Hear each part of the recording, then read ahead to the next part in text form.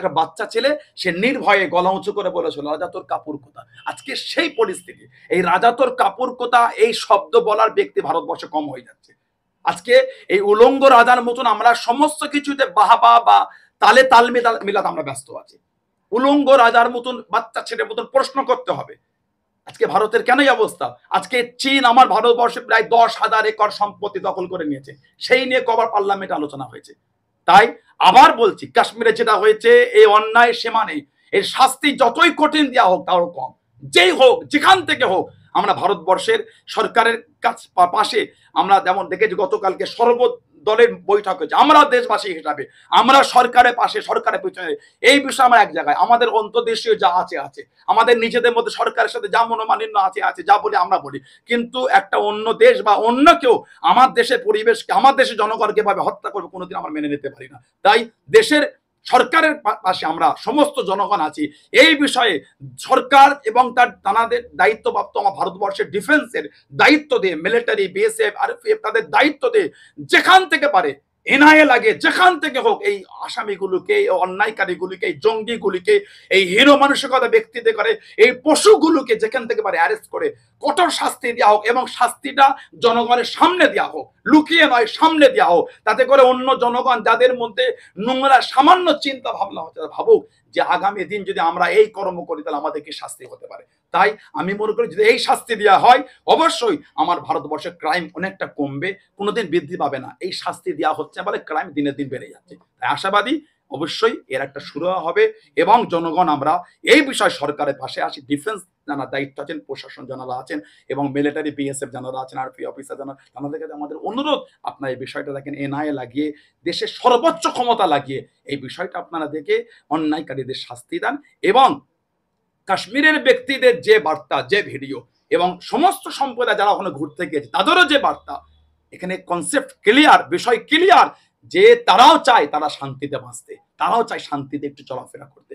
এবং আর একটা বিষয় দেখেন, বিভিন্ন জায়গায় কাশ্মীরের যেখানে স্টুডেন্টরা পড়াশোনা করছে তাদের উপর টর্চার হচ্ছে, এটা কিন্তু অন্যায়।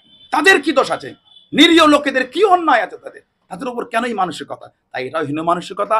যেই রাজ্যে যেইখানে এই টর্চার অত্যাচার হচ্ছে সেই এলাকার প্রশাসনের দায়িত্ব তাদের করে সেফ দিয়া, তাদের করে গাইড করা, তাদের করে গার্ড করা, সেটা প্রশাসনের দায়িত্ব। এটাও আমি প্রশাসন ভাইদের কাছে অনুরোধ জানাবো, এই বিষয়টা আপনারা দেখে আপনারা এই বিষয়গুলো লক্ষ্য রেখে ভারতের শান্তি ফিরে আসে দিকে আপনারা এগিয়ে যান। কিন্তু কাশ্মীরে 25 জন যে মারা গেল তার মধ্যে সবাই কিন্তু হিন্দু নয়, তার মধ্যে মুসলিমও ছিল।